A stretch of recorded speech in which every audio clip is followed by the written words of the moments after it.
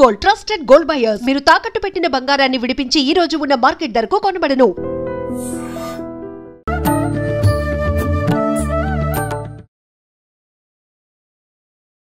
నమస్కారం, welcome to I dream. ధర్మ మార్గం విత్ విజిత కార్యక్రమానికి స్వాగతం. ప్రస్తుతం మనతో పాటు ఉన్నారు ప్రముఖ జ్యోతిష వాస్తు పండితులు బ్రహ్మశ్రీ అన్నవరపు తిరుపతి మూర్తి అవధాని గారు. ఇప్పుడు గురుగారితో మాట్లాడి మరిన్ని విషయాలు తెలుసుకుందాం. నమస్కారం గురుగారు. ఓం శ్రీ మహాగణాధిపతయే నమః. గురుగారు, రుద్రాభిషేకం చేయటం వల్ల అనారోగ్యంగా ఉన్న వాళ్ళు ఎవరైనా ఉంటే వాళ్ళ ఆరోగ్య పరిస్థితి అనేది కుదుట పడుతుంది అని చెప్పి, ఎటువంటి ఆరోగ్య పరంగా ఇబ్బందులు ఉన్నా కూడా అవన్నీ తీరిపోతాయి అని చెప్పి నమ్ముతూ ఉంటారు. నిజంగా రుద్రాభిషేకం చేయటం వల్ల ఆరోగ్య సమస్యలన్నీ కూడా తొలగిపోతాయా? అంటే బాగోలేని వాళ్ళు నార్మల్ స్థితికి వస్తారా? రుద్రాభిషేకము వలన దీర్ఘకాలిక వ్యాధులు నయమైనవి అనే దాఖలాలు చాలా ఉన్నాయి. అధ్యవోచదధివక్త ప్రథమో దైవ్యోభిషకు అహీగుశ్చ సర్వాన్ జంభయన్ సర్వాశ్చయాతు ధాన్య. అంటే ఒక్కొక్క దానికి ఒక్కొక్క మంత్రం ఉంటుందండి. మనిషి హాస్పిటల్లో ఉన్నాడు, శరీరానికి కాస్త ఇబ్బందికర వాతావరణంలో ఉన్నాడు అన్నప్పుడు ఈ మంత్రం ఎంత పారాయణ చేస్తే అంతగా మనిషిలో ఆ శక్తి వెళ్తూ ఉంటుంది. ఇది అనేక దాఖలాలు ఉన్నాయి. కాబట్టి మనకేంటంటే ఇది నిజమా అనేటువంటి ఒక అపనమ్మకంలో మనం ఉంటాం. హాస్పిటల్లో ఉన్నాం, మందులు వాడుతున్నాం కదా, అది మనకు నయం చేసింది అని. ఆ ఒక మందు శరీరంలోకి వెళ్ళి ఎలా అయితే పనిచేస్తుందో అలానే మంత్రం అమ్మ. అదేంటండి, మీరు టాబ్లెట్ వేసుకుంటారు, అది లోపల ఎక్కడ పనిచేస్తుందో మీకు తెలియదుగా, ఎలా పనిచేస్తుందో మీకు తెలియదు. అది తయారు చేసిన డాక్టర్కి మాత్రమే ఆ టాబ్లెట్ వాడితే ఎలా పనిచేస్తుందని తెలిసి ఎంత మోతాదు ఏది ఉండాలో రెడీ చేస్తాడు. అతను అలా తయారు చేయడానికి అతని చదువు, అతను ఆ చదువుకు కారణం మళ్ళీ భగవంతుడు, అతని యొక్క భగవంతుడు అనుగ్రహం, గ్రహశక్తి, ఈశ్వరుడు యొక్క పరిపూర్ణ అనుగ్రహం. అధ్యవోచదధివక్త ప్రథమో దైవ్యో భిషకు. భిషకు అంటే వైద్యుడు, భిషక్ అంటే వైద్యుడు. భిషక్ అంటే వైద్యుడు. మొట్టమొదటి వైద్యుడు ఎవరి అంటే భగవంతుడే మళ్ళీ. అందుకనే అన్ని కులాల వారు, అన్ని మతాల వాళ్ళు ఏ సమస్య వచ్చిన వెంటనే డాక్టర్ దగ్గరికి వెళ్తూ ఉంటారు. ఎందువల్లంటే ఆ డాక్టర్నే భగవంతుడిగా కొలుస్తారు వాళ్ళు. సో మొట్టమొదటి వైద్యుడు ఎవరి అంటే డాక్టర్, ఆయన ఈశ్వరుడు. కనుక ఆ రుద్రానికి సంబంధించినటువంటి దాంట్లో ఒక్కొక్క దానికి ఒక్కొక్క మంత్రం. వయస్సు పర్ణ అనేటువంటి ఒక మంత్రం. కన్నుంది, ఈ కళ్ళు మనకు సరిగ్గా కనిపించవు, ఏదైనా ఇబ్బంది వచ్చింది, శుక్లాలు అటువంటి వచ్చి ఆపరేషన్ చేయాల్సిన పరిస్థితి, ఆ పరిస్థితుల్లో కూడా వయస్సు పర్ణ అనేటువంటి మంత్రాన్ని పూర్తిగా విని ఆ నీళ్లు లోపల కంట్లో వేసుకుని ఉంటే 27 రోజుల్లో మొత్తం అంతా క్లియర్ అవుతుంది. ప్రాణానాంగ్రంథిరతిర్ద్రోమా విశాంతక తేనాన్నేనా ఆప్యాయస్వ నమో రుద్రాయ విష్ణవే మృత్యుర్మే పాహి. ప్రాణానాంగ్రంథిరసి, అత్యంత ప్రాణ సంహితమైనటువంటి వ్యాధి ఏదైనా ఉందంటే క్యాన్సర్. క్యాన్సర్ని కూడా ఆ రుద్రం నయం చేస్తుందమ్మా. ముందు దాని మీద మనకు నమ్మకం ఉండాలిగా. అవును, ఒక టాబ్లెట్ వేసుకుంటే తగ్గుతుందా అంటే దాని మీద ఒక నమ్మకం ఉండి వేసుకుంటే వెంటనే అది రిలీఫ్ ఇస్తుంది. అలానే ఆ మంత్రం మీద మనకంటూ ఒక నమ్మకం, ఆ భగవంతుడి మీద ఒక భక్తి అనేటువంటివి మనకుంటే అది మనం వేసుకుంటున్నప్పుడు వెంట దాని యొక్క ప్రభావం మనకు చూపిస్తుంది, ఇమీడియట్లీగా చూపిస్తుందండి. అది అనుభవించిన వాళ్ళు చాలామంది ఉన్నారు.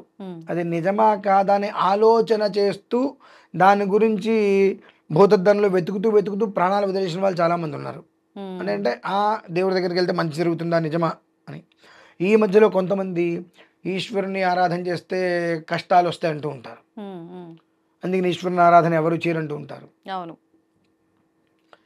ఐశ్వర్య ప్రదాత ఈశ్వరుడు నిజమే. ఆయన్ని బాగా ఆరాధించిన వాళ్ళకి ఒక మోస్తరు కష్టాలు వస్తాయి. ఎందుకు వస్తాయి అంటే ఐశ్వర్య ప్రదాత కనుక నీ యొక్క తత్వాన్ని నువ్వు మార్చుకో.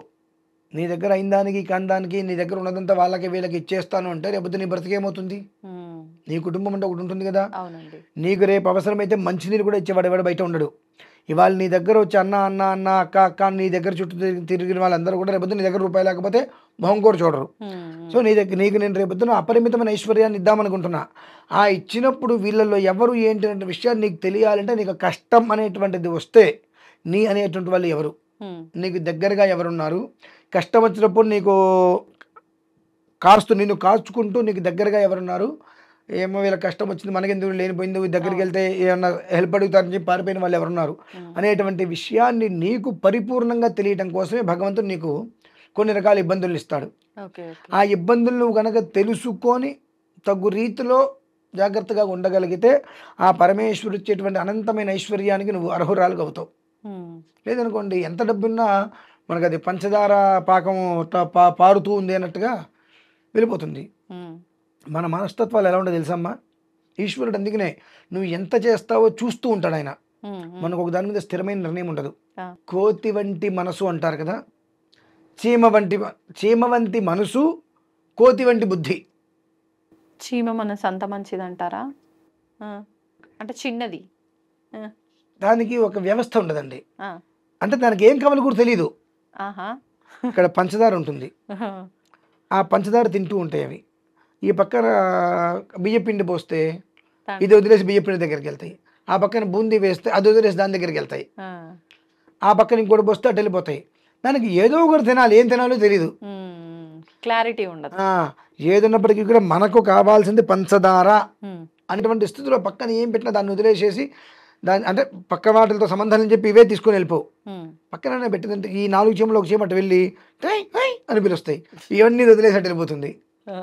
ఏది తీసుకోవాలో తెలీదు కానీ ఏదో ఒకటి తీసేసుకుంటుంటాయి.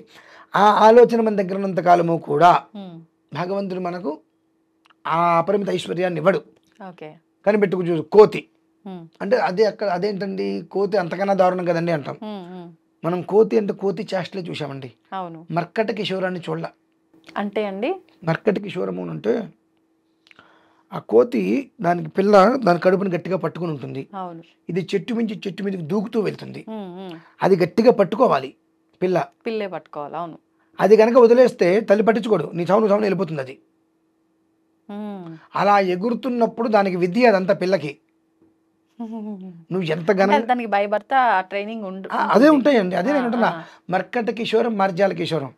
నువ్వు కనుక మర్కట కిషోరంగా ఉంటే మార్జాలంగా భగవంతుడు నిన్ను చూస్తాడమ్మా. మార్జాలంగా అంటే చెప్తా. మర్కటము అంటే మనం భగవంతుని గట్టిగా పట్టుకోవాలి, ఆయన దూకుతూ ఉంటాడు, చాలా ఊబిలోకి ముంచేస్తాడు, నానా రకాల కష్టాలు పెడతాడు. అయినప్పటికీ మనం ఆయన పట్టుకోకుండా అలానే ఉంటే అప్పుడు మార్జాలం. మార్జాలం అంటే పిల్లి తన పిల్లల్ని నోట ఖర్చుకొని గోడ దూకుతూ ఉంటుంది. మనం ఏంటి పిల్లి దాని పిల్లల్ని చంపేస్తుంది ఏంటని మనం అనుకుంటాం, కానీ దానికి తెలిసి ఎంత జాగ్రత్తగా తన పిల్లల్ని ఎక్కడెక్కడ పెట్టాలో తన నోట ఖర్చుకొని వెళ్ళిపోతుంటుంది. ఆ రకంగా భగవంతుడు వాళ్ళని పట్టుకుంటాడు.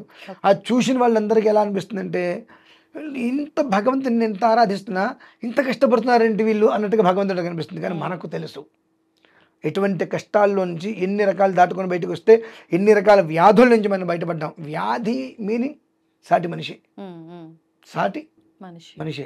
మనం ఉపకారం చేసినటువంటి వ్యక్తి మనకు ఉపకారం చేయకపోయినా నష్టం లేదు, అపకారం చేయకుండా ఉంటే మనం బాగానే ఉంటాం. అపకారం చేసే ప్రక్రియ చేసినప్పుడు ఏమవుతుందంటే ఆ బాధ తట్టుకోలేక బాధతోటి రకరకాల వ్యాధులు వచ్చేస్తాయి, మనోవ్యధ, అక్కడి నుంచి అన్ని రకాల వ్యాధులు మనకు వచ్చేస్తాయి.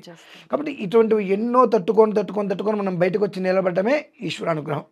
దానికే రుద్రాభిషేకం, అది విషయం. అందుకని చెప్పి అంటే ఇంత లింక్ ఉంది దీనికి దానికి, కాబట్టి ఖచ్చితంగా రుద్రాభిషేకం చేస్తే వ్యాధుల నుంచి బయటపడతారు. ధన్యవాదాలండి. తవ్వుతూనే శివలింగం సరే దాన్ని అట్లా కప్పేసేయండి, చూపించదండి. మూర్తి పూజ కాదు, సాక్షాత్ బ్రజేంద్ర నందన భగవాన్ ఉన్నారు మూర్తులు. ఏమీ ఆశించకుండా ఆరాధించే వాళ్ళు కూడా ఉన్నారా ప్రభుజీ? నిజమైన భక్తి అంటే మనకు తెలియదు కాబట్టి